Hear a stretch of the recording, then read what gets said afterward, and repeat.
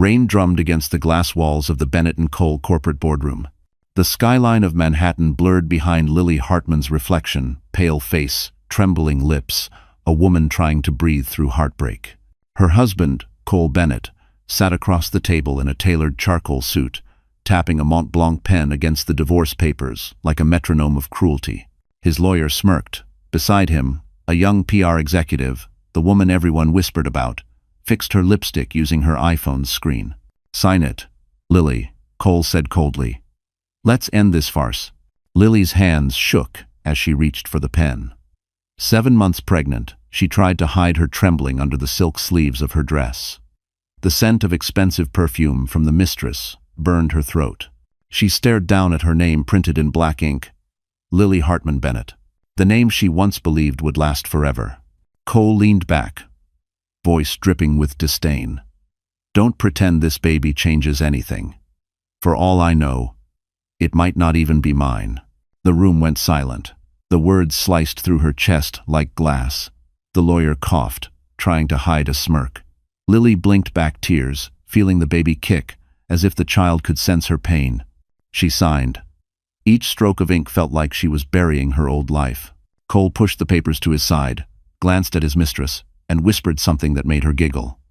Lily rose from the chair, clutching her belly, and whispered, "You'll regret this."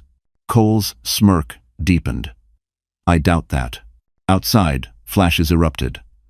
Paparazzi catching the moment she walked out, drenched in rain, tears mixing with mascara. Manhattan watched, hungry for scandal. She tried to find her car, but her phone buzzed with a message from her bank. "Your account has been suspended." Her breath caught. Cole had frozen her finances. She stumbled onto the sidewalk, shivering, lost among yellow cabs and umbrellas. The city felt enormous, heartless. She pressed her palm to her stomach and whispered, "It's just us now." Lightning cracked above the skyline. Suddenly, a woman rushed toward her. Naomi Brooks, her old friend and lawyer. "Lily, don't faint. Someone's been trying to reach you all morning," Naomi shouted, steadying her. "Who?" Lily asked weakly. Naomi pulled a soaked envelope from her purse. "A man named Gus Hale. He says he's the executor of your mother's estate. He needs to meet you today, before midnight." Lily blinked, disoriented. "My mother's estate?" Naomi nodded, eyes wide. "He said it's urgent. Something about a will and a trust in your name." Rain poured harder, drowning out the city's noise. Lily stared at the envelope trembling in her hand. For the first time that day, a flicker of hope pierced through the storm. But as a black Mercedes parked nearby, a man inside snapped a photo of her and made a call. She signed it. Proceed to Phase 2. The next morning, Manhattan looked like it had washed itself clean. Sunlight spilled over Fifth Avenue, glinting off Tiffany windows and glass towers. But Lily Hartman sat in Naomi's small law office downtown, eyes swollen, hands clutching that damp envelope like it was the last lifeline she had. Naomi laid out 2 cups of Starbucks coffee. "Drink this. You look like you haven't slept in days." Lily tried to smile. "I haven't. Every time I close my eyes, I see his face when I signed those papers." Naomi sighed. "Cole's a shark. But if this Gus Hale guy is who he says he is, you might finally have something he can't take away." Shray. With shaking fingers, Lily opened the envelope. Inside was a single letter, embossed with gold initials, H.H. Trust, Confidential.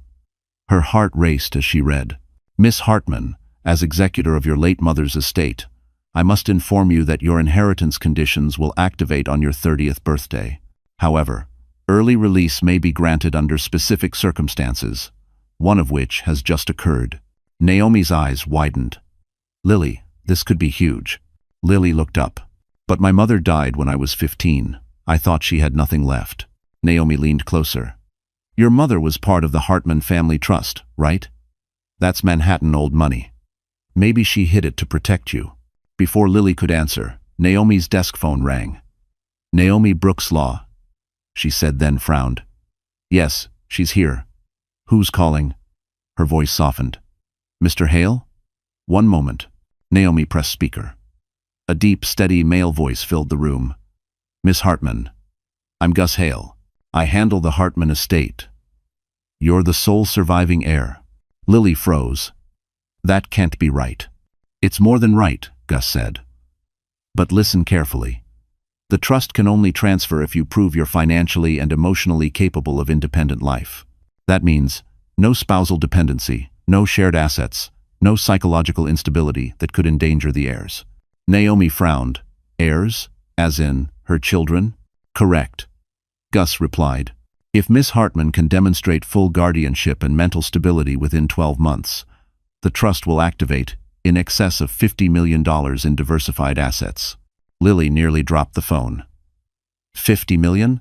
But before she could breathe, Gus added, Miss Hartman, someone else already knows. I received an anonymous inquiry this morning about your eligibility. My system was breached. Naomi's jaw tightened. Cole. Lily's heart pounded. He must have seen the letter. He'll try to prove I'm unstable, maybe even unfit to be a mother.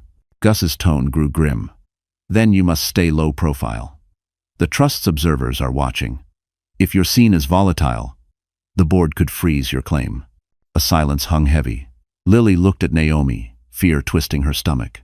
So if I break down, cry, or even get angry publicly, I could lose everything? Exactly, Gus said. You must show strength. And one more thing. You'll need a professional assessment of your well-being. I can recommend someone discreet. Naomi scribbled notes. We'll handle this. She just needs time and space. But before Gus hung up, his tone softened. Miss Hartman, your mother believed you'd rise when everyone expected you to fall. Don't let them be right about you. The line went dead.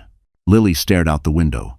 Yellow cabs sliding past Dior and Cartier displays, the world moving like nothing had changed. Yet everything had. Naomi touched her shoulder. We'll fight smart, Lil. But first, we have to get you somewhere safe. Somewhere no one can find you.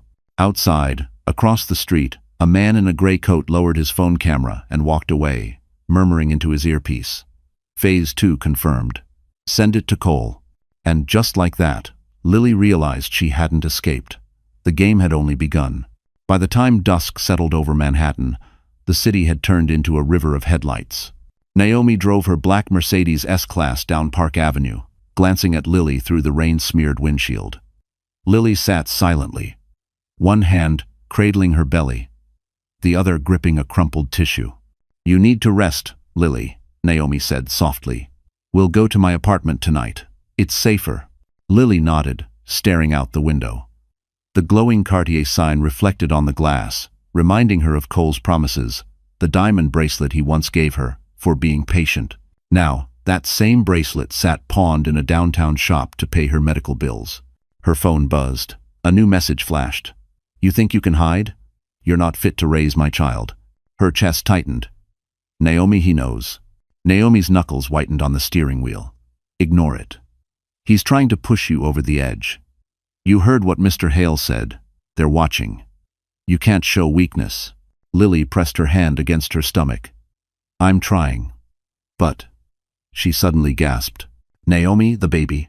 The car lurched as Naomi slammed the brakes. Lily? Lily doubled over, pain slicing through her abdomen.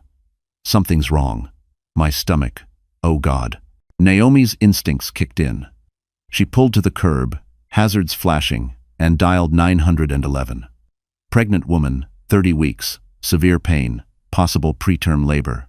Park and 58th, hurry. Rain poured harder, drowning her voice. Within minutes, the wail of an ambulance cut through the storm. Paramedics rushed out, lifting Lily onto a stretcher, her vision blurred with pain and light. Naomi climbed in beside her, clutching her hand. As the ambulance sped through the streets, Lily whispered, Naomi, if something happens, promise me you'll protect them. Don't you dare talk like that, Naomi said fiercely. You'll be fine. Lily's phone vibrated again. A new message. Maybe the world would be better without you. Naomi's face drained of color. That psycho. He's a strain. But before she could finish, a screech tore through the air. The ambulance jerked violently as another car swerved into its path. Metal screamed against metal. Lily was thrown sideways. Naomi hit her shoulder against the wall. The sirens died mid-howl. Smoke. Glass. Silence. When Lily opened her eyes, she was upside down, still strapped in. The paramedic groaned beside her, unconscious. Naomi's voice echoed faintly from somewhere outside. "Help. Someone help us." Tree. Through the shattered door, Lily saw a man standing in the rain, black hood, face hidden. He stared straight at her before disappearing into the alley. Moments later, another car skidded to a stop. A tall man in a dark coat jumped out, shouting to the EMTs arriving at the scene. His voice was calm, commanding. "Get the stretcher. Move carefully. She's pregnant." Lily tried to focus. The man leaned closer. His eyes, gray and steady, met hers. "You're going to be all right. I've got you." Kanta. Her vision faded as she heard Naomi say, "That's Ethan March, the billionaire investor. He was right behind us. He saw everything." Ethan's voice was the last thing she heard before losing consciousness. "She's not dying tonight." But as she blacked out, the paramedics discovered the ambulance's brake line, cleanly cut. This wasn't an accident. It was a warning. The next thing Lily felt was the blinding white light of the emergency room and the sound of her own heart monitor racing. The antiseptic smell burned her throat. She tried to move, but pain ripped through her abdomen. Someone pressed her shoulders gently back. "Easy, Miss Hartman," said a nurse. "You've been in an accident. You're in New York Presbyterian Hospital. You need to stay calm for the babies." "Babies." The word echoed through her haze. "The babies?" she whispered. Naomi appeared beside her, one arm in a sling, eyes red but alive. "They're trying to keep them in for a few more weeks, Lily. Just breathe." "When?" But the doctor's expression behind the mask was grim. "We can't wait." Her placentas ruptured. Prep for emergency C-section. The room exploded into motion, nurses wheeling trays, lights flashing, a beeping monitor screaming like an alarm clock for survival. Naomi squeezed Lily's hand. "I'll be right here, okay? You're not alone." Lily nodded weakly, her voice trembling. "If they're born early, will they make it?" The doctor didn't answer. Moments later, she was rushed into the operating theater, surrounded by sterile walls and buzzing neon lights. The anesthesiologist leaned over her. "Deep breaths, Mrs. Bennett." "Not Bennett," she whispered, eyes fluttering. "Hartman." A faint smile flickered under his mask. "Hartman, then. You're safe now." Through the haze of pain and medicine, Lily heard the doctor's voice. "First one's crowning. Ready, push." A tiny cry pierced the air. Then another. Then one more. 3 cries, overlapping, uneven, but alive. The sound filled the sterile room with something bigger than hope. Nurses murmured, "Triplets all breathing." Lily sobbed with relief. "My babies, they're alive." One of the doctors turned to someone at the door. "We'll need NICU support immediately." That was when she saw him, Ethan March, the man from the accident. His tailored coat was soaked from the rain, his gray eyes fixed on her with concern. "I'm not family," he told the nurse, "but I'm covering all her medical costs. Make sure she has the best care this hospital can offer." The nurse hesitated. "Sir, that's..." "I said all costs," Ethan repeated, his tone quiet but absolute. As Lily drifted in and out of consciousness, she saw him pull out a sleek black card and hand it to the staff. Then his gaze softened when he looked at her. "You're safe now, Miss Hartman. You did it." When she woke again hours later, the storm had passed. The city outside glowed silver beneath the skyline. Naomi slept in the corner chair, beside Lily's bed. Ethan stood looking through the nursery glass where 3 tiny incubators glimmered under pale blue lights. She whispered, "They're so small." Ethan turned. Small but strong, like their mother. Her eyes filled with tears. "Thank you for saving us." He shrugged lightly. "You'd have done the same for someone else." Then his tone grew serious. "But Lily, that ambulance." The brakes were cut. The police found clear evidence of tampering. Her breath caught. "You mean?" He nodded. "Someone wanted to make sure you never made it to that hospital alive." A silence stretched between them, heavy and electric. The hum of the incubators was the only sound. Lily's hand trembled as she reached for the glass separating her from her children. "Then, whoever they are," she said softly, "they just failed." "Pie." But outside that same hospital, a man in a black hood watched through the rain and whispered into his phone. She lived. Phase 3 begins. 3 weeks after the accident, snow blanketed Manhattan like silence itself. Lily sat by the hospital window, her body still weak, eyes fixed on the city lights that shimmered beyond the glass. Her triplets, Ava, Jack, and Noah, slept in the neonatal ward, tiny but stronger every day. She touched the glass bracelet around her wrists that bore their names. Naomi entered, her sling gone, holding a sleek folder. "You ready for this?" Lily sighed. "If it's another hospital bill." "No." Naomi smiled faintly. "It's not. It's the meeting Mr. Hale scheduled. He's coming here with the board trustee." "Board trustee?" "Yeah," Naomi said. "Apparently, the inheritance isn't as simple as cashing a check. It's tied to a corporate trust, Hartman Holdings. Dadu." Before Lily could process that, the door opened. Gus Hale stepped in gray hair, tailored navy coat, posture of a man who'd carried secrets for too long. Behind him was another man, tall, sharp suit, familiar gray eyes. "Ethan." "Mr. March?" Lily blinked. "What are you?" Gus smiled politely. "Ah, I see you've met. Mr. March is not only the man who saved you, he's also one of the trustees of your mother's estate." The air went still. Lily's fingers tightened on the blanket. "You're what?" Ethan looked uncomfortable. "I didn't tell you because it wasn't the right time. I was appointed years ago to oversee certain trust conditions. Your mother chose me when I worked with her foundation. She said if anything happened to her, she wanted someone who understood integrity, not greed." Gus laid the folder on Lily's lap. "Your mother, Margaret Hartman, left behind controlling shares in Hartman Holdings, several Fifth Avenue properties, and a long-term investment fund valued at approximately $50 million. Lily's breath caught. "That's impossible. She lived so modestly." "She hid it," Gus said softly. "She wanted you to grow up humble. The inheritance activates only if you live with independence and moral clarity, qualities your mother admired." Ethan added, "She designed this to protect you." "But Lily, there's something you should know." Gus cleared his throat. "The board reviewed recent press. They're concerned. Photos of you leaving the courthouse in tears. Stories about instability, those could jeopardize your qualification." Naomi frowned. "That's unfair. She's been through trauma." "It's the condition," Gus said. "Public perception matters. Until you prove full stability and guardianship, the assets remain locked." Lily stared at the skyline, fury mixing with grief. "So the man who humiliated me could now cost me my mother's legacy?" Ethan's voice was gentle. "Not if you stay calm and strategic. Let him think you're broken while you rebuild quietly." Naomi leaned in. "We'll set up a holding plan. I'll manage the paperwork under attorney protection. Ethan can handle trust relations." Lily hesitated, then nodded slowly. "Fine.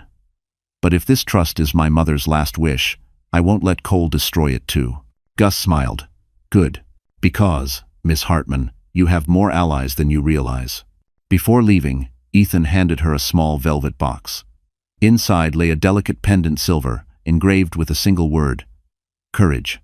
"She bought that for you before she passed," Ethan said. "I was supposed to give it to you when you were ready." Lily's eyes filled with tears. "I don't feel ready for anything." "You don't have to," Ethan replied. "You just have to begin." Par. But as they left, Gus received an encrypted email on his phone. Cole Bennett had filed a court motion, claiming Lily's mental instability endangered the triplets. The war had officially begun.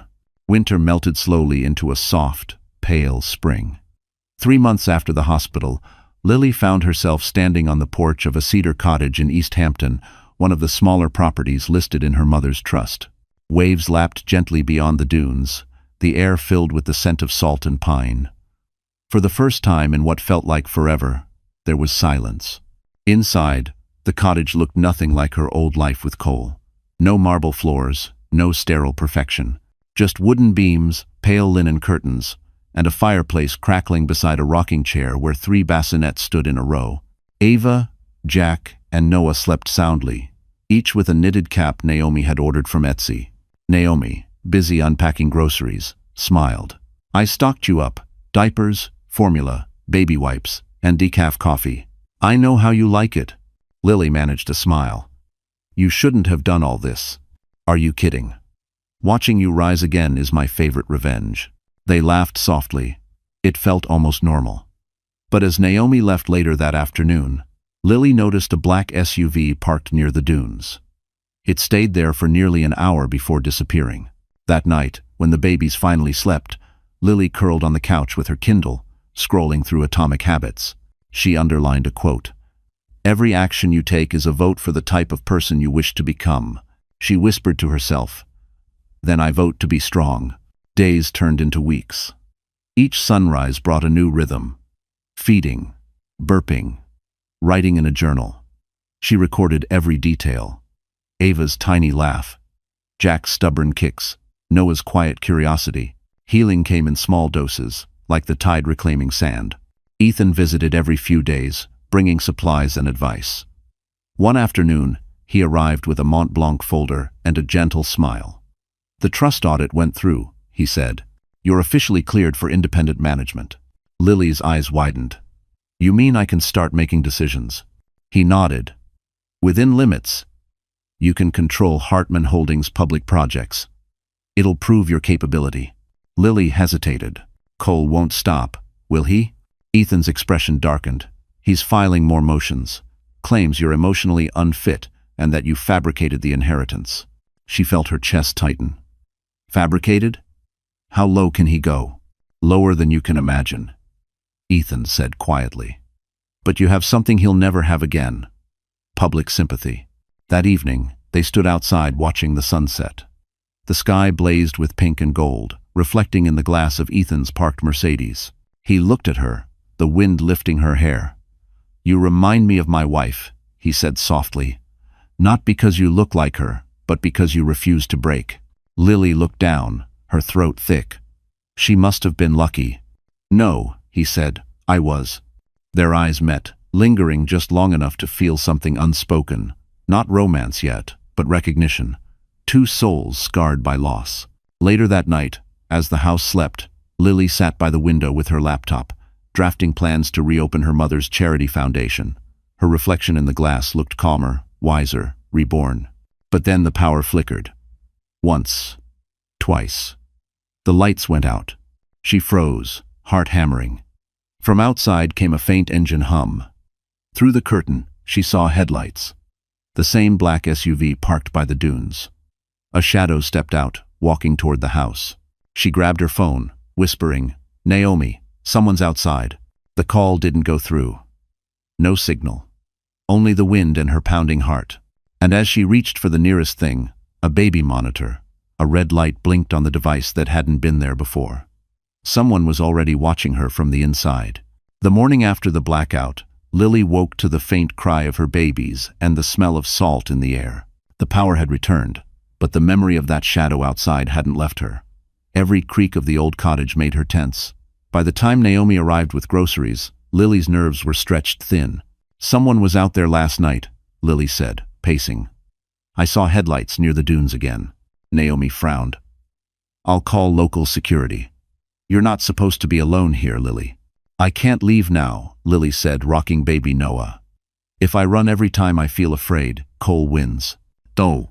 Before Naomi could answer, a deep voice came from the doorway. You don't have to run. They turned to see Ethan March standing there, wearing a wool coat, snow melting off his shoulders. The SUV you saw, it was mine. I was checking the property after getting a strange call from Gus Hale. Someone tried to access your trust files again. Naomi sighed with relief. You scared the life out of us, Ethan. He smiled faintly. Sorry about that. I didn't want to call in case your phone was compromised. Lily looked up. Compromised? Ethan nodded, pulling out a slim laptop from his briefcase. Your baby monitor was broadcasting through an external IP. Someone planted a signal inside it. It's not random. Lily felt sick.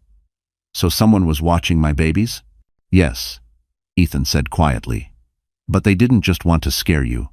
They wanted to collect proof, maybe to frame you as paranoid or unstable. It's a psychological game. 2B. Naomi clenched her jaw. Cole's team again. Ethan's tone hardened. Then we fight smarter. I've got a friend, cybersecurity expert, former FBI. He can track the source of this signal. Until then, you're under my security coverage. Lily blinked. I can't let you do that. You've already done enough. You didn't ask me, he replied. I'm doing it because I can't watch him destroy another good person. The words hung heavy between them. For a moment, neither spoke. Outside, the sea roared, waves crashing like distant thunder. Later that day, Ethan's friend, a wiry man named Nick, arrived with equipment. He moved through the house quietly, scanning each device. The signal came from a satellite router hidden under the nursery floor, he said. It's sophisticated. Someone professional set this up. Lily sat down hard. Professional, as in. Nick met her eyes. As in corporate surveillance. Not paparazzi. Someone with money. Ha. Naomi muttered. Cole Bennett money. Ethan exhaled slowly. We'll file a report, but first we cut them off. That night, Ethan installed a new encrypted network. Lily watched him work by the flickering fireplace. His concentration, his calm, his quiet presence. It all felt disarmingly safe. Why are you helping me, really? She asked finally. He looked up, the glow from the fire softening his face. Because I've been where you are. I lost everything once. My wife, my peace. Someone lied, and the world believed it. No one deserves to drown alone. She swallowed hard. Thank you, he smiled slightly. Don't thank me yet. This isn't over. The sound of the wind filled the space between them. The babies stirred, soft sighs filling the warm air. For the first time in months, Lily felt something she hadn't dared to feel: trust. Hours later, long after Ethan left, Lily stood at the window holding Noah. The stars above the Hamptons glimmered faintly. Then, across the dunes, she saw a small light blink twice, like a coded signal. Her blood ran cold. She whispered, Ethan, please tell me that's you. But miles away in Manhattan, Cole smiled at his phone screen as a live feed reconnected, her cottage once again visible through a new hidden camera. Phase 4 had just begun. By early summer, the Hamptons shimmered under sunlight. The ocean breeze carried a quiet promise of renewal. But Lily Hartman no longer trusted calm. She had spent weeks rebuilding firewalls around her devices, legal walls around her children. The fear hadn't disappeared, but it had transformed into something sharper: resolve. That morning, Ethan arrived with a Navy folder tucked under his arm. You've got your clearance, he said, placing it on the wooden table. The trust board approved your provisional management rights for Hartman Holdings. It's time to take your name back. Lily blinked. You mean I can actually run part of the company? He nodded. Not all of it yet. But you'll oversee community projects and PR. It'll prove your stability to the board and to the world. Naomi, joining by video call, clapped. This is your comeback arc, babe. Let's make it cinematic. Lily smiled for the first time in days. Where do I start? Ethan leaned forward. We'll set up an office space downtown. My firm can loan you staff until you recruit your own. Just stay visible, composed, professional. Let Cole underestimate you. 3 days later, Lily walked through the revolving doors of a Manhattan skyscraper, dressed in a cream suit and low heels. The lobby gleamed with marble and light. It wasn't just a building, it was her mother's legacy reclaimed. She took the elevator to the 32nd floor, heart racing as the doors opened to a glass-walled office with sweeping views of the city. A young assistant handed her a Mont Blanc pen. Miss Hartman, the contracts for the Midtown renovation are ready for your signature. Miss Hartman. The name felt powerful again. She signed, steady and sure. By noon, Ethan dropped by to check on her progress. How does it feel? She smiled faintly. Like breathing after being underwater too long. They spent the afternoon reviewing proposals, their heads bent over spreadsheets glowing on MacBook screens. Outside, the skyline stretched endless and brilliant. But just as Lily began to believe things were turning around, Naomi's call came through, voice tight. We've got a problem. Cole filed for joint custody, and he's petitioned the court to evaluate your mental fitness. He's claiming you're delusional, that you staged the surveillance. Lily's pulse spiked. He's insane. We have evidence. Evidence doesn't matter if public opinion turns, Naomi interrupted. He's hired a PR firm. They're already feeding gossip blog stories about your emotional breakdowns. Ethan's jaw clenched. Then we hit back smarter. Facts, not outrage. That night, Lily stood at her office window as Manhattan glittered below. She remembered Cole's words from the divorce hearing. No one will believe you. Now she had to prove him wrong. She began drafting her own press statement. Nothing defensive, nothing emotional, just truth. A mother reclaiming her name. She attached photos of her charity relaunch plans, evidence of her work, her medical reports clearing her health. Naomi reviewed the draft and said softly, "This isn't just damage control. It's redemption." Hours later, the post went live on Hartman Holdings' verified account. Within minutes, it trended. Thousands of comments poured in, women cheering, sharing stories of their own resilience. Lily sat back, heart pounding. For the first time, Cole wasn't controlling the narrative. But at 2 a.m., a notification pinged on her phone, a new email. Subject line, "You can't outsmart me, Lily." Attached was a single photo, grainy security footage of her holding Ethan's hand at the office. Her throat tightened. Beneath the image, one line glared back at her. "See you in court, sweetheart." And as she stared at the screen, the city lights outside flickered. Like Manhattan itself was warning her that her climb had just entered dangerous heights. By mid-July, Manhattan's heat felt suffocating. Every tabloid headline on the newsstand seemed to scream her name. Lily Hartman, unstable mother. Billionaire Ethan March's new flame. Charity or cover. Up. Cole had done it. He'd poisoned the public against her with polished lies and paid gossip. Inside her office, Lily stood frozen before a wall of glowing screens. Ethan's PR director, a composed woman named Marissa, clicked through slides. "He's framing you as emotionally erratic. He's claiming you're spending trust funds on luxury vacations and leaking photos of you and Ethan." Lily's voice trembled. "But I haven't even left Manhattan." "That doesn't matter," Marissa said. "People don't believe facts. They believe stories, especially tragic ones with villains they can hate. Right now, you're his villain." Naomi stormed in, waving a folder. "I got the custody evaluation order. The judge wants to review your fitness as a mother." Cole's pushing for supervised visitation. He's gone nuclear. Ethan stood in the corner, silent, his jaw tight. He finally said, "Then we'll show them who Lily Hartman really is."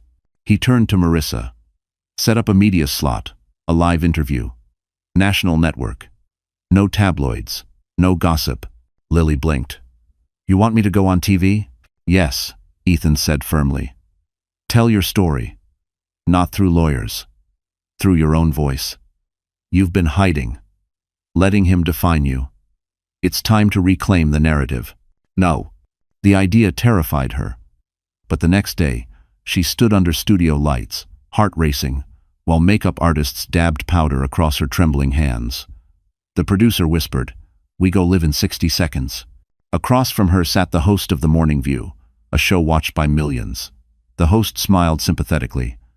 "Lily, thank you for being brave enough to come here today. America has heard a lot of stories about you, some cruel, some unbelievable. What's the truth?" Lily took a breath. "The truth is I'm not perfect. I cried when I signed those divorce papers. I broke when I thought I'd lose my babies. But weakness isn't insanity. It's humanity." The host leaned forward. "And what about your relationship with Ethan March?" Lily met the camera head-on. "He saved my life, literally. But he's not my story. My story is survival. My story is 3 babies born too soon who taught me what strength really is." The studio went silent. Even the crew paused. Lily continued, voice steady now. "If people want to call me unstable because I refuse to let my ex-husband destroy me, so be it. But the only label that matters to me is mother." Applause erupted in the studio.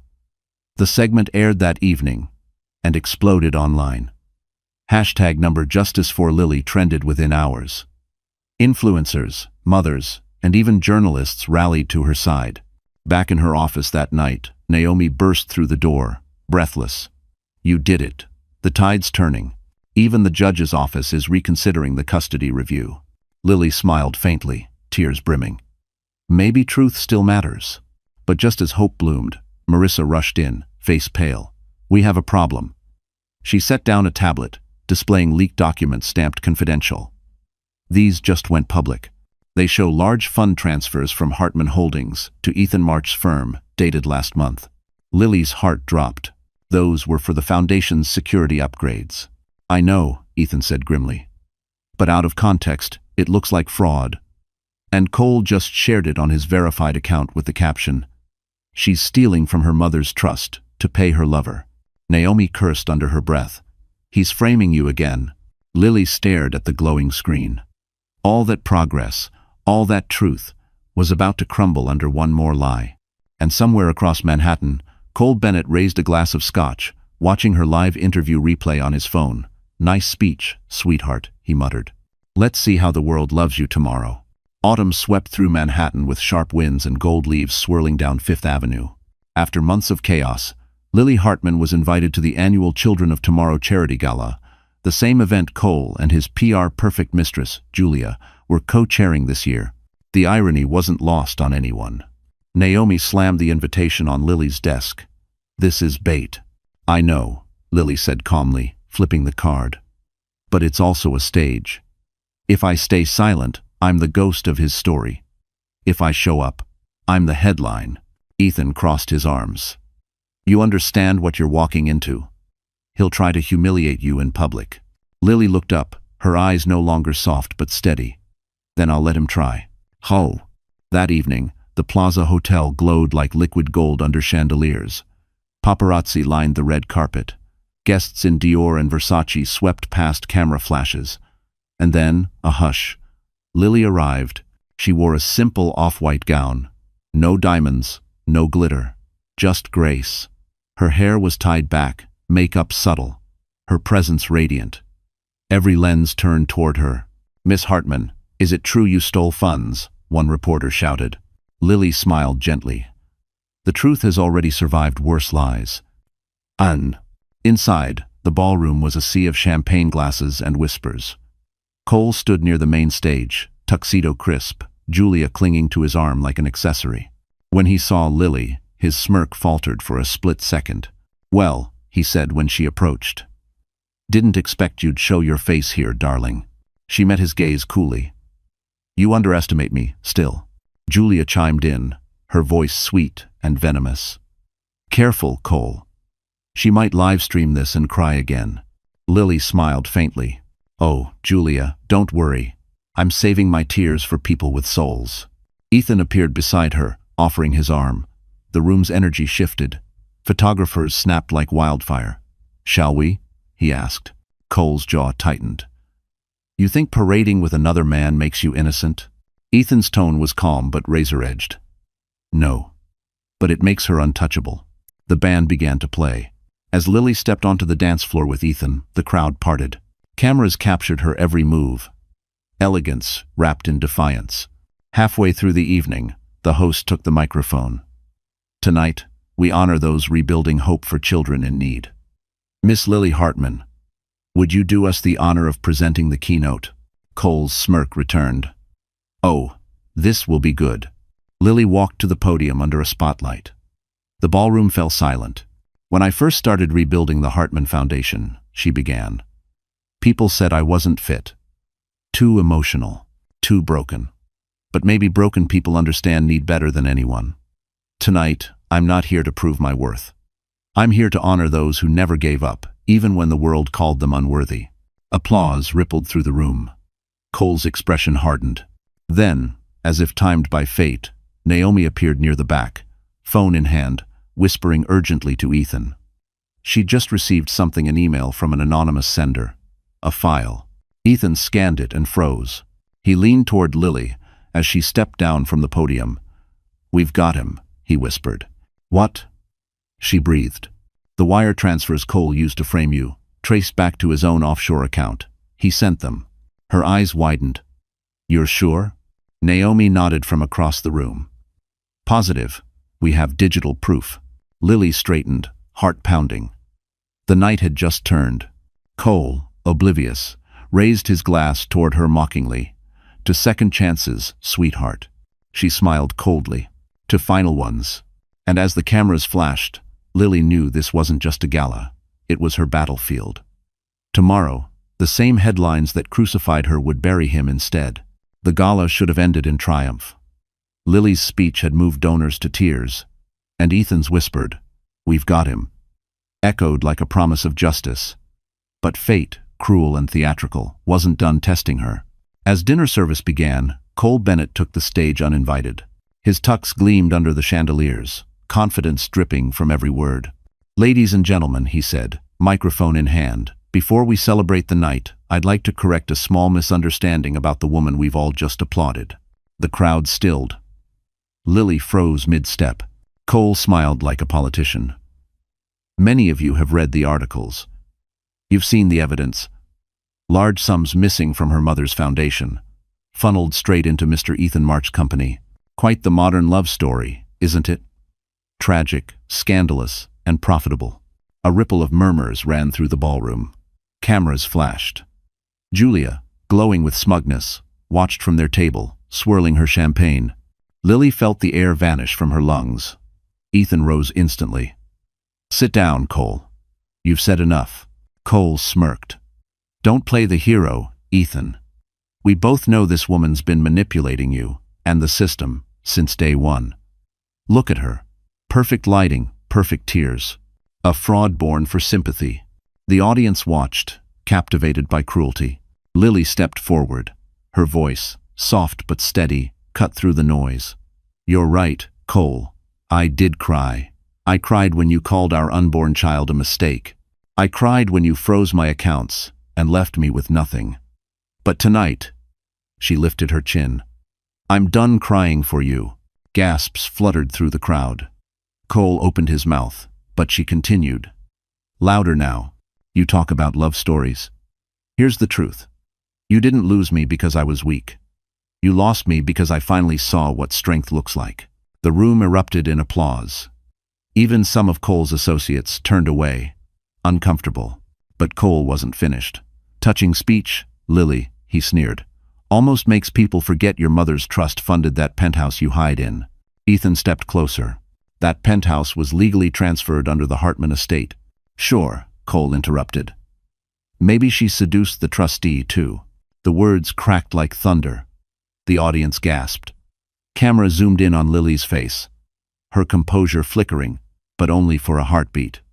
Ethan's fists clenched, but she touched his arm. "No," she said quietly. "He doesn't get to pull me into the mud." She turned toward Cole, her voice calm, almost pitying. "You keep using my pain as entertainment, Cole. But the difference between you and me? I heal. You perform." For a moment, silence hung heavy. Then the host, sweating and nervous, took back the mic. "Thank you, Mr. Bennett, but we'll return to our scheduled program." Cole's smirk faltered. The applause that followed wasn't for him, it was for her. Naomi rushed over, phone in hand, whispering urgently, "Lily, the data. Gus and I traced the transfers. It's done. Tomorrow morning, the press gets everything." Lily exhaled shakily. Then tonight, he can have his moment. As she left the ballroom, flashbulbs followed her, but this time, not with mockery. Reporters called her name, voices different now, almost reverent. Outside, cold air bit her cheeks. Ethan caught up to her on the steps of the plaza. "You handled him like royalty," he said quietly. She smiled faintly. "No. Like a woman who's finally done bleeding." 7. But upstairs, as Cole poured another drink, his phone buzzed with an encrypted message. "The files are compromised. She has everything." The glass slipped from his hand, shattering like the empire he thought would never fall. The morning after the gala, Manhattan buzzed with whispers. Every news outlet replayed Cole's humiliation. Every talk show analyzed Lily's calm defiance. But while the world speculated, Lily and Naomi were already 2 steps ahead, buried in evidence inside Naomi's law office on Madison Avenue. Stacks of printed emails, wire transfers, and internal memos covered the oak table. The hum of the city outside barely reached them. Ethan sat across from them, sleeves rolled up, scrolling through a laptop screen filled with digital documents. Naomi muttered, He built a maze of shell companies. Cayman Islands, Zurich, even Singapore. Every cent of the so-called missing trust funds went straight to Bennett Holdings under false names. Ethan leaned in. He knew how to hide it. But not perfectly. Look here, same signature, different date stamp. He forgot to change the metadata. Lily rubbed her temples. So we have proof he fabricated everything. Not just that, Naomi said, sliding a folder toward her. We have enough to show he embezzled from his own company, used the Hartman Foundation as cover, and tried to frame you for it. Lily stared at the files, heart racing. We can finally end this. Naomi hesitated. Maybe. But we need one more piece. A witness inside Bennett and Cole who can verify this paper trail. Otherwise, Cole's lawyers will bury us in technicalities. Ethan nodded. Someone on the inside. The office door creaked open. A timid voice said, "Maybe I can help." So, they turned. A young woman stood there, red-eyed, trembling, clutching a flash drive. "Who are you?" Naomi asked. "My name's Amber. I was Cole's executive assistant." Her voice cracked. "I can't keep lying for him anymore." Lily rose slowly. "You worked for him when?" Amber nodded. "Since before the divorce. I know everything. The offshore transfers, the fake receipts, even the private investigators he hired to follow you.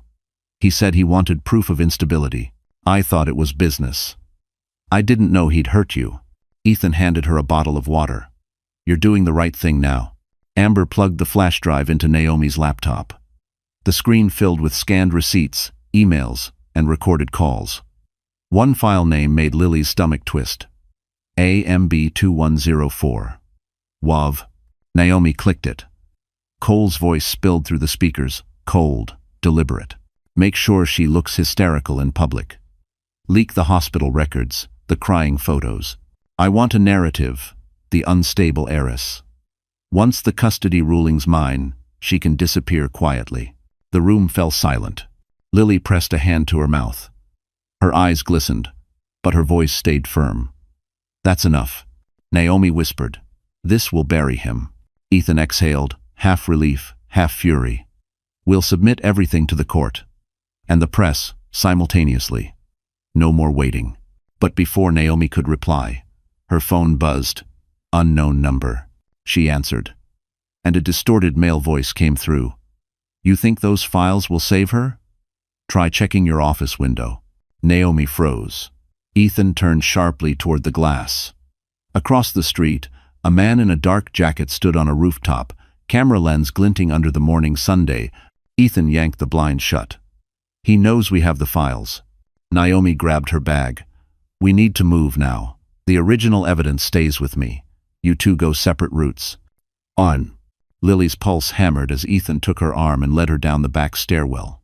Outside, horns blared, the city pulsing like adrenaline. Ethan's car waited at the curb. As they sped through traffic, he said, "Once this goes public, there's no going back." Lily looked out the window, her reflection merging with the skyline. "Good," she said softly. "I'm not going back." "Say." But as they disappeared into the chaos of Manhattan, a black SUV followed at a steady distance. And inside it, Cole watched their every turn, whispering, "Let them run. The next move is mine." Rain hammered the glass walls of the downtown safe house as if echoing the chaos outside. Ethan's security team had moved Lily, the babies, and Naomi there after Amber's flash drive exposed everything. The world outside didn't yet know the truth, but inside that room, it was about to detonate. Amber sat at the dining table, shaking, a paper cup of coffee trembling in her hands. She looked years younger, without the corporate polish of Cole's office. Guilt weighed heavy in her eyes. "I should have spoken up sooner," she said quietly. "But Cole made everyone sign NDAs. He threatened to ruin anyone who crossed him." Naomi nodded. "You're safe now. The FBI's cyber division confirmed the metadata matches Cole's transfers. But your testimony will make it airtight." "When?" Amber's eyes filled with tears. "He recorded everything, including me. He made me lure you into traps, Miss Hartman. Remember the fake email from your doctor about postpartum evaluations? That was me. I was ordered to send it." Lily's breath hitched. "You. Why?"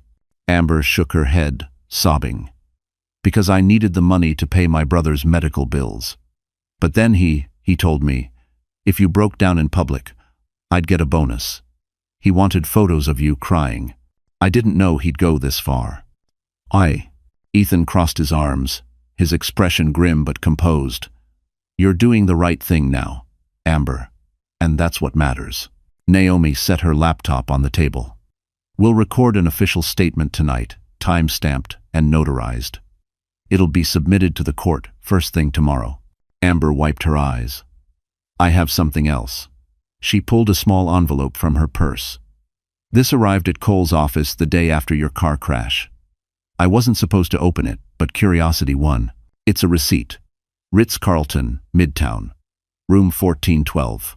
Paid by C. Bennett 2 hours before your ambulance was hit. Lily froze. The night of the crash. Naomi's jaw clenched. That's evidence of premeditation. Ethan leaned closer. That's attempted murder. For a moment, the only sound was the storm outside. Lily stared at the receipt, her heartbeat thundering. He tried to kill me, she whispered. Amber nodded. And when he found out you lived, he said, Phase 3 begins. I didn't know what it meant then. Now I do. Naomi's phone buzzed. She glanced down and swore. Cole just filed an injunction, claiming we hacked his servers. He's going on offense. Ethan's jaw tightened. Let him. Once this hits federal court, his empire collapses. Amber's voice trembled. He won't stop quietly. He has people, dangerous ones. His head of security, Mason. He's not just a guard. He's ex-private intel. Lily rose from her chair, fire replacing fear. Then I stop hiding. Tomorrow, we release everything. Every file, every call, every bank transfer. He wants a war? Fine. But he'll lose in front of the entire world. Ethan met her eyes. If we do this, there's no protection left. He'll come after you personally. I don't care, Lily said. He's taken everything but my dignity. I won't let him take that too. Lightning flashed through the window, cutting across her determined face like a blade of light. Naomi exhaled. Then tomorrow, we make history. No.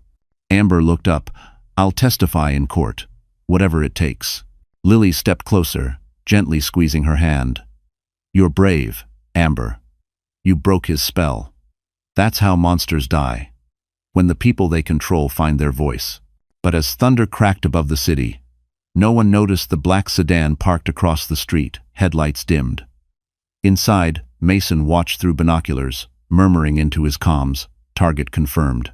Orders remain the same. Eliminate the witness before morning. Halder. By dawn, the sky over Manhattan was a sheet of bruised gray. Lily stood in front of the courthouse in a navy dress, her hair pinned back, the faint tremor in her hands hidden inside her coat pockets. It wasn't just a custody hearing anymore. It was war. Cole Bennett had called in every favor, every lie, every manipulative charm he had left. Inside, the courtroom buzzed with cameras and whispered gossip. Cole sat at the defense table, polished and smug. Julia at his side. He gave Lily that same grin he'd worn the day she signed her divorce papers. Confident. Cruel. Certain she would break again. But she didn't. She took her seat beside Naomi and Ethan, spine straight, eyes unwavering. The judge entered, a stern woman known for her zero tolerance for theatrics. Case number 18-3462, the bailiff announced. Bennett versus Hartman. Custody hearing and fraud counterclaim. Cole's attorney rose first, slick and rehearsed. Your Honor, my client seeks sole custody on the grounds that Miss Hartman exhibits psychological instability and financial misconduct, both proven by her erratic behavior and the leaked transfers from her trust. Lily clenched her jaw, but stayed silent. Naomi whispered, Don't react. Wait for our turn. Then, it was Naomi's move. She stood, voice steady. Your Honor, we have evidence showing those very transfers originated from Mr. Bennett himself, designed to frame my client. We also have a recorded confession from his assistant and forensic proof of data tampering. The courtroom erupted in murmurs. Cole's smugness flickered. The judge frowned. You have this evidence ready to present? Naomi nodded. Yes, Your Honor. Including testimony from Miss Amber Lewis, former executive assistant to Mr. Bennett. Cole's attorney scoffed. The same assistant who's under investigation for data theft? Convenient witness. Naomi smiled thinly. Perhaps, but we also have a federal subpoena validating her files and her physical presence here today. The judge nodded. Proceed. Amber, pale but determined, took the stand. Her voice trembled only once. Mr. Bennett ordered me to falsify records and leak personal photos of Miss Hartman to the press. He also paid private contractors to interfere with her medical and financial records. Cole jumped to his feet. Lies. She's being paid to say this. Sit down, Mr. Bennett, the judge warned. Amber continued, voice firmer.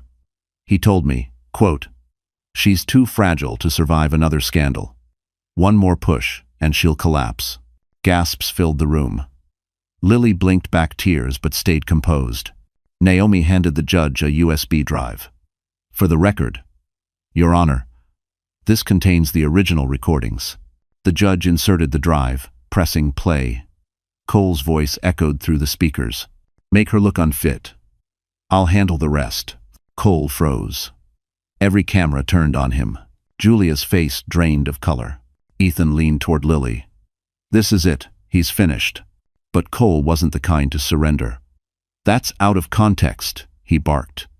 The judge slammed her gavel. Enough, Mr. Bennett. She turned toward Lily. Miss Hartman, your composure in this proceeding speaks volumes.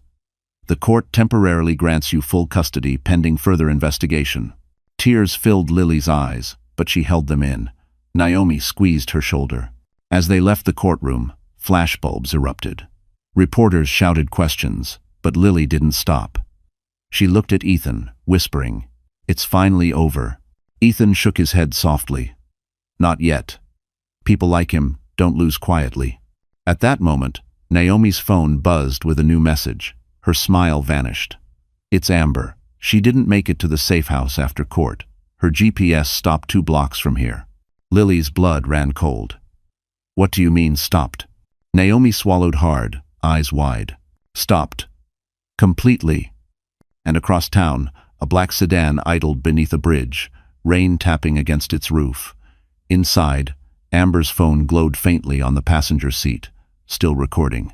The last sound captured was Mason's voice whispering, Orders complete. Rain hadn't stopped since the verdict. It fell in slow, relentless sheets over Manhattan, washing the city in cold silver. For Lily Hartman, it wasn't victory that filled her chest, it was sorrow. Amber Lewis, the one woman brave enough to speak the truth, had been found dead in what police called a car accident. Everyone knew it wasn't an accident, but proving it was another story. Lily stood at the window of her Upper West Side penthouse, holding Noah in her arms while the twins slept nearby. Naomi's voice on speaker was sharp, furious. The NYPD's calling it a brake malfunction. No witnesses. No camera angles. Just another statistic. Pi, Lily whispered. He's silencing anyone who helps me. Ethan's voice came through next, calm but steel-edged. Then we stop playing defense. We don't just prove he's guilty, we dismantle his legacy. Lily turned, her reflection hardening in the glass. How? By building yours, Ethan said. 2 weeks later, the Hartman Foundation for Single Mothers launched with quiet grace in a midtown boardroom. The logo was simple, 3 small stars, 1 for each of her children. The event wasn't flashy. No red carpet, no champagne, just purpose. Lily stood at the podium, wearing a tailored black dress and no jewelry except her mother's silver pendant. Today, she said, voice steady despite the tremor in her heart, we're creating something that can't be bought or broken. Dignity, opportunity, safety for women who've been silenced. The small crowd erupted in applause. Cameras clicked, not tabloid cameras this time, but real journalists. The kind who reported courage, not scandal. After the event, a reporter approached. Miss Hartman, your ex-husband declined to comment on the ongoing investigation. Do you have anything to say to him? Lily smiled faintly. Yes. Thank you for teaching me how much strength silence can hide. The next day, the headlines shifted. Lily Hartman turns pain into power. From victim to visionary. Cole's PR empire began to crack. Investors pulled out of Bennett Holdings. Clients canceled contracts. His mistress, Julia, was photographed leaving his penthouse with suitcases. But Cole didn't crumble quietly. That evening, he appeared live on a business network, his voice measured, his mask flawless. "This is a witch hunt," he said. "My ex-wife is manipulating tragedy for fame. I pity her." Ethan watched from his office, jaw tightening. He's using sympathy as a weapon again. Lily, sitting nearby, didn't flinch. "Then let's use truth as ours." 1. She opened a folder marked Project Reclamation, a collaboration between her foundation and Gus Hale's firm. Together, they were reclaiming properties Cole had fraudulently tied to his company. Each asset returned under the Hartman name was another nail in his coffin. Within a month, her foundation's impact spread across the city. Billboards read, "Dignity is not negotiable, Hartman Foundation." Donations poured in from women who saw themselves in her story. Even the district attorney took notice, reopening Cole's financial fraud case under public pressure. Still, late at night, when the lights dimmed and the baby slept, Lily felt the ache of Amber's absence. She'd light a candle by the window and whisper, "You didn't die for nothing." One evening, Ethan stopped by with takeout and news. The DA's freezing his accounts. They're raiding Bennett Holdings tomorrow. Lily met his eyes. "Tomorrow? Yes. You'll need to stay out of sight. Once he knows you're behind this, he might try something desperate." Lily nodded slowly. "Let him. I've lived through desperate before." She turned back to the window as Manhattan glowed beneath the rain, her reflection layered over the skyline. For the first time, her life wasn't defined by fear, it was defined by purpose. But somewhere in the shadows, Cole watched the breaking news with a glass of whiskey and a loaded plan. "If she wants to destroy my name," he muttered, "I'll burn hers with mine." For the first time in years, Lily Hartman woke up without fear.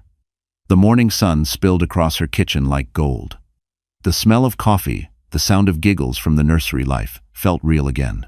Ethan March was sitting at her breakfast bar, sleeves rolled up, feeding Jack mashed bananas, while Ava and Noah played on the floor. "You're getting good at that," Lily said, smiling softly as she poured coffee into 2 mugs. He chuckled. "I'm a fast learner. Besides, they like me better than you right now." She laughed, a sound that had become rarer but brighter. "Only because you don't make them eat vegetables." It was ordinary, simple, beautiful. The kind of peace that once felt impossible. Outside, New York was still wild and ruthless, but in this small apartment, everything slowed down. Ethan looked up. "The foundation's numbers came in this morning," he said. "You hit your first million in donations." Lily blinked. Already, he said, grinning. "Looks like the world loves you, Miss Hartman." She shook her head, emotion tightening her throat. "They don't love me, Ethan. They love the story. They love survival." He tilted his head. "And you are survival." For a moment, their eyes held 2 souls forged by loss, now orbiting the same light. Lily looked away, heart fluttering. "You should eat before it gets cold." He smiled, but didn't move. "You still don't see it, do you?" "See what?" she asked softly. "That you've already won. You're not just surviving anymore, you're living." His words settled over her like warmth.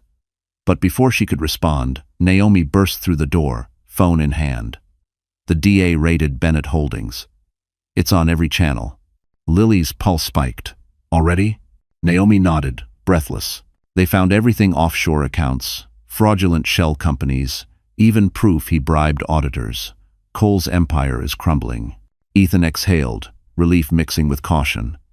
"He'll lash out before he falls. Stay inside today. Security's doubling shifts." Lily nodded, hugging Naomi. "Thank you for everything." Naomi smirked. "Don't thank me yet. I like my victories with champagne." As Naomi left, the apartment fell quiet again. Lily sat down beside Ethan, watching sunlight dance across his face. "When this is over," she said quietly, "what happens then?" He looked at her for a long moment. "Then you finally get to choose a life, not one built from fear or survival, but peace. Whatever that means for you." Her chest tightened. "And you?" "I'll still be here," he said, "if you want me to be." Silence filled the space between them, heavy and tender. Then a cry from the nursery broke the moment. Lily stood, smiling through her tears. "Looks like someone's awake." She disappeared into the nursery, lifting Noah into her arms. The baby giggled, tugging at her hair. "You're safe now," she whispered. "All of us are." That evening, they all had dinner together, Ethan, Lily, and the triplets. No business talk, no court filings, no ghosts. Just laughter, pasta, and candlelight. Ethan told stories about his late wife, about grief, about how healing doesn't erase pain but transforms it. Lily listened, feeling something shift inside her, a fragile, glowing peace. As the night deepened, she found herself standing by the balcony, looking at the city lights. Ethan joined her quietly, offering a glass of wine. "To what?" she asked, clinking her glass against his. "To second chances," he said. She smiled, eyes glistening. "And to finally feeling safe." For a moment, there was nothing but the hum of Manhattan below and the heartbeat of something new between them. But far across the city, inside a penthouse filled with empty bottles and shattered pride, Cole Bennett watched their photo on a gossip site and whispered, "Enjoy your safety, Lily, because peace doesn't last forever." By late autumn, the air in Manhattan carried the kind of chill that made the city feel sharper, cleaner, like the truth finally cutting through years of lies. News of Cole Bennett's downfall dominated every headline. Bennett Holdings under federal investigation. Ex-CEO, accused of fraud, embezzlement, and witness tampering. Lily stood on her balcony that morning, coffee in hand, wrapped in Ethan's oversized sweater. She watched helicopters hover above downtown where federal agents were raiding Cole's offices. For the first time, the city didn't scare her. Ethan stepped beside her, phone pressed to his ear. "Yes, Gus. Keep the Hartman Foundation separate from the fallout. We don't want the headlines crossing over." He ended the call and turned to her. "It's official. The SEC froze all his assets. His empire's done." Lily exhaled, her breath misting in the cold air. He built everything on lies. It was only a matter of time before it collapsed. Ethan nodded. "Time and you." That same morning, Cole Bennett arrived at his office to find chaos. Agents swarmed through the marble lobby, seizing computers and files. His assistant wouldn't meet his eyes. Cameras flashed from the street as reporters shouted questions. "Mr. Bennett, are you aware of the federal indictment? Did you embezzle from your own shareholders?" Cole forced a smile, slipping into his Mercedes with the calm arrogance of a man who refused to believe he'd lost control. But when his driver didn't move, he snapped. "Well, drive." The driver turned. It was Mason. The bodyguard's jaw was tight. "We need to talk." Cole's eyes narrowed. "About what?" "The deal's off," Mason said quietly. "You promised me protection, not a prison sentence." "The feds came to my apartment last night." Cole's temper flared. "You think you're innocent? You followed orders. My orders. That makes you guilty too." Mason stared straight ahead. "I recorded everything. If I go down, you go down first." Cole lunged for him, but Mason shoved him back against the seat. "You should have paid me what you owed, boss." He opened the door and disappeared into the street, leaving Cole fuming and alone. Back in her apartment, Lily received the call from Naomi. "It's happening. Cole's facing 37 charges. They're freezing his accounts worldwide. He'll lose everything." Lily sat quietly, her children playing on the carpet nearby. "Everything but his conscience," she murmured. "Assuming he still has one." Naomi said dryly, "I'll see you at the press conference tomorrow. The DA wants you there." That night, Cole stumbled into his penthouse, dark, empty, silent. Julia was gone. His phone rang. The caller ID read Ethan March. He hesitated, then answered. Ethan's voice was calm, almost pitying. "You should turn yourself in, Cole. It's over." Cole laughed bitterly. "You always wanted her. Don't pretend this was about justice." "This was never about her," Ethan said. "It was about who you chose to become." "Pies." Cole's eyes burned with rage. "You think you've won? She'll never be clean again. The world forgets fast, Ethan. And when they're bored of her redemption story, she'll be the villain again. You'll see." The line went dead. Cole hurled his phone across the room. An hour later, the lights of his penthouse flickered as he poured a final drink. The city stretched before him like a glittering lie. He walked to the balcony, wind slicing across his face. Cameras below caught the image. The fallen billionaire staring at the skyline that once worshipped him. Meanwhile, in Lily's apartment, Ethan turned on the TV. The breaking news banner flashed. Cole Bennett resigns as CEO amid scandal, facing criminal charges. Lily closed her eyes, whispering, "Justice doesn't need vengeance. It just needs truth." She turned toward her children, who were asleep in their cribs, and tucked the blanket around them. But across town, as Cole stepped back from his balcony railing, his last words drifted into the night. "If I'm going down, I'm taking her story with me." And somewhere, deep inside the dark, a spark of danger still flickered. The morning of the press conference, Manhattan pulsed with tension. Reporters gathered in front of the courthouse, their cameras trained on the podium flanked by American flags. Headlines had already declared the storm. Cole Bennett indicted on 37 counts of fraud and conspiracy. But what everyone really waited for was Lily Hartman, the woman who had brought the empire to its knees. Inside the courthouse lobby, Lily adjusted her black blazer, her hands trembling slightly. Ethan placed a reassuring hand on her shoulder. "You don't owe them a show," he said quietly. "You just owe them the truth." Jai. Naomi, flipping through her legal notes, added, "And remember, this isn't just about Cole. It's about every woman who's been silenced by men like him." Lily met her reflection in the glass door, not the frightened wife from months ago, but a survivor, a mother, a name no longer tainted. "Then let's finish this," she said. The doors opened. Flashes exploded like lightning. The crowd surged forward. Lily stepped to the podium, Ethan and Naomi standing behind her. The hum of murmurs died down as she faced the sea of lenses. "Good morning," she began. "For over a year, my life has been torn apart by lies, not just personal, but corporate. Today, justice begins to rebuild what deceit destroyed." She held up a folder marked Hartman Foundation records. "Every cent in my mother's trust has been accounted for. Every accusation against me was fabricated by Cole Bennett, who used fear as a tool and money as a weapon." A reporter shouted, "Ms. Hartman, do you have proof?" "Yes," she said, voice unwavering. "You'll find every document uploaded publicly as of this morning. Transparency isn't optional for me anymore. It's survival." The crowd buzzed. Naomi nodded approvingly. Ethan watched her, pride softening his features. Lily continued, "But this isn't just my story. It's about anyone who's been told they're too emotional, too fragile, too small to fight back. Dignity doesn't come from perfection. It comes from persistence." Shin framed. The applause that followed wasn't polite. It was thunderous. Moments later, the district attorney stepped forward to confirm the charges. Cole Bennett had been formally indicted and would face trial within the month. But just as Lily started to step away from the podium, chaos erupted. A man in a dark coat broke through the barricade, yelling her name. Security moved instantly, tackling him to the ground. Reporters screamed, cameras flashing. Lily froze, heart pounding. Naomi shielded her, but Ethan grabbed her arm and pulled her back toward the courthouse steps. "Who was that?" Lily gasped. A security officer radioed, "We've got him. ID says Mason Carter, former private security for Bennett Holdings." Lily's blood ran cold. "Mason." Ethan's expression darkened. "Cole's enforcer."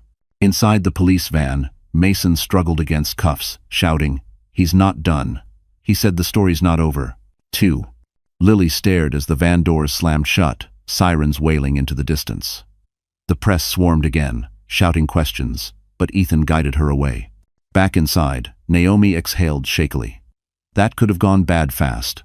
Lily leaned against the marble wall, breath trembling. "He's trying to scare me. Even from the shadows, he wants control." Ethan looked her straight in the eye. "Then take it back, all of it. You've told the truth, now live it. Let him rot with his lies." Bide. Later that evening, the footage of the conference aired on every major network. The image of Lily standing tall against the flashing chaos became iconic. Tweets flooded social media. Truth has a face. In her apartment that night, Lily held her children close as they drifted to sleep. For the first time in years, she felt peace. The noise of the city outside sounded like applause, but somewhere in a dim jail cell, Cole Bennett smirked at the news broadcast. "She thinks it's over," he murmured. "But the story ends when I say it does." And under the table, a guard slipped him a phone, glowing with one unread message. Winter returned to Manhattan with gentle snow instead of storms. The trial had ended. Cole Bennett was convicted on all counts. And for the first time in 2 years, the world stopped whispering Lily Hartman's name in pity. They said it now with respect. The woman who rose again. On a crisp December morning, sunlight spilled across Brooklyn Bridge. Inside the river caf, warm light glowed over white roses and glass chandeliers. The scent of vanilla and cedar filled the air. Guests spoke in hushed tones, waiting for the bride. Naomi adjusted her gown in the dressing room, grinning. "You realize the whole country's watching this wedding, right? CNN, Vogue, everyone." Lily laughed softly. "I'm not marrying for the headlines. I'm marrying for peace." Bye. Her reflection in the mirror was calm. Hair pinned simply, gown satin and timeless. Around her neck hung her mother's pendant, the one engraved with courage. "This is for her," she whispered. Outside, Ethan March stood at the altar, overlooking the East River. He looked different now. Lighter. Freer. The gray in his eyes wasn't sorrow anymore. It was home. Beside him, Gus Hale smiled quietly. The man who had once been the gatekeeper to Lily's past, now standing as witness to her future. As the music began, the doors opened. Lily stepped in. The entire room rose to its feet. Her steps were steady, deliberate, like she was walking not just toward love, but toward redemption itself. When she reached Ethan, he whispered, "You look like peace." She smiled. "And you look like everything after it." The officiant spoke softly over the hush of the river outside. "You've both endured storms most never could. Today, you don't promise perfection, you promise presence." Hauling. Lily squeezed Ethan's hand. "Presence is all I ever wanted." They exchanged vows written by hand, signed with the same Mont Blanc pen that once sealed her divorce papers. A symbol of endings reborn as beginnings. "I don't promise to protect you from pain," Ethan said, "but I promise to stand beside you when it comes." "And I don't promise a perfect love," Lily replied. "Only an honest one, built from scars, not illusions." 1. When the officiant declared, "You may kiss the bride," the crowd erupted in applause.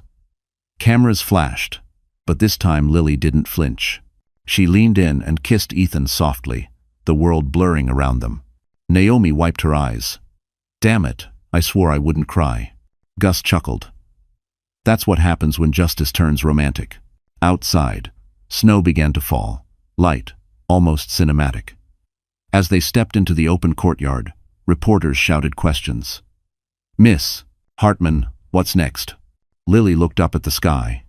"Next?" She smiled. "Life.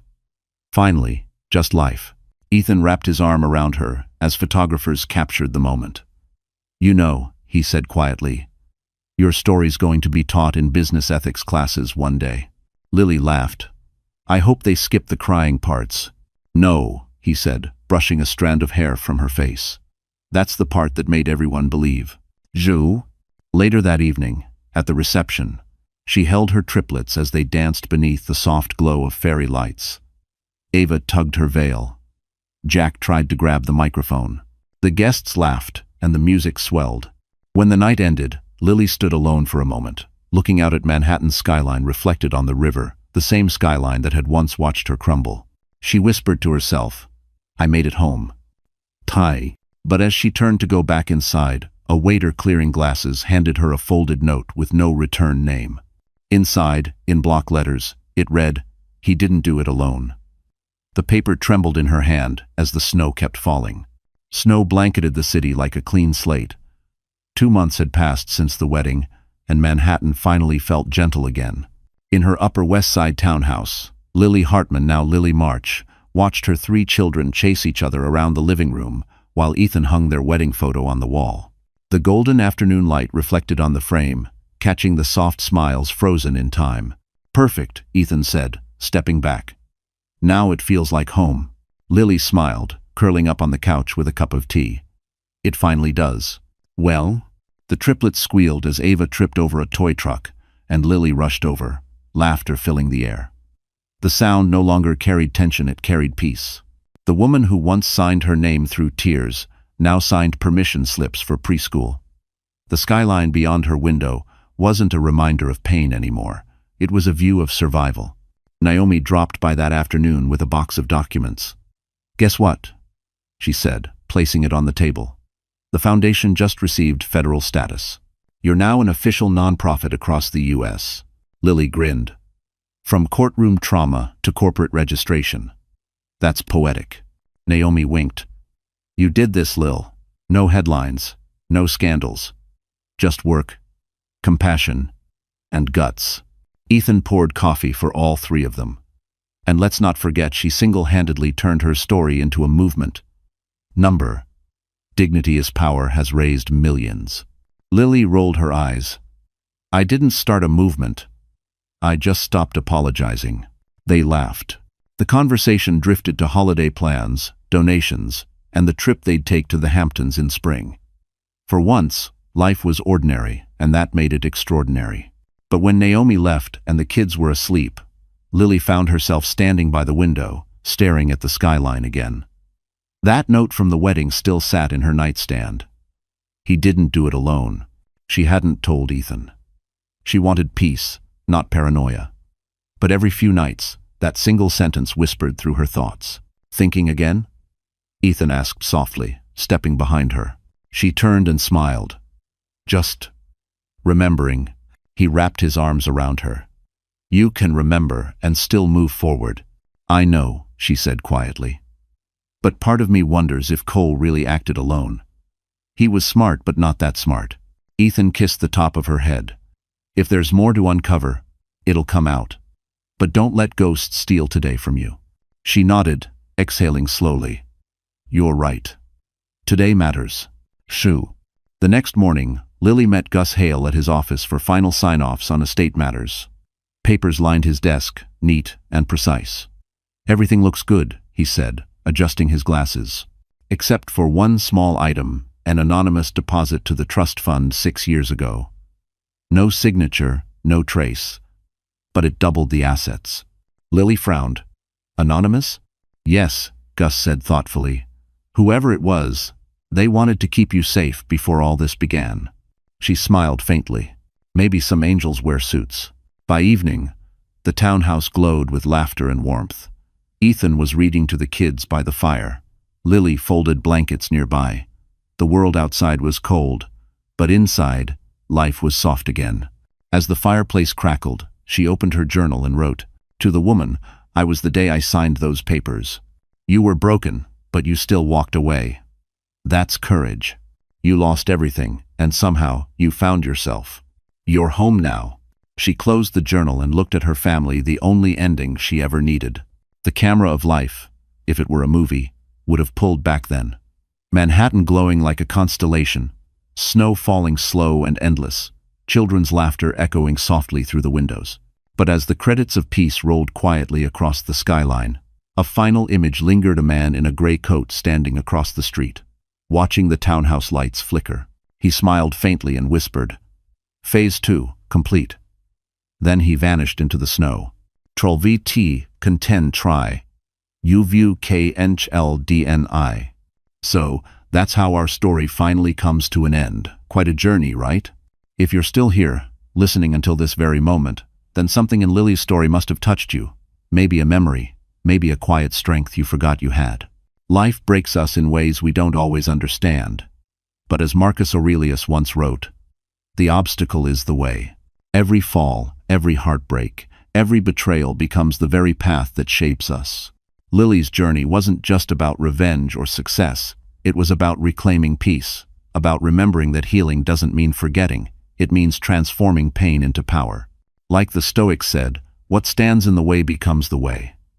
And maybe that's what we all need to hear, that our worst moments can still lead us home. So, my friend, if you're still here, maybe it's time to start your own comeback story. If Lily's strength reminded you of yours, hit that like button, share this story with someone who needs hope tonight, and subscribe, because we're building a place where broken hearts learn to rise again. Your story isn't over yet, it's just beginning.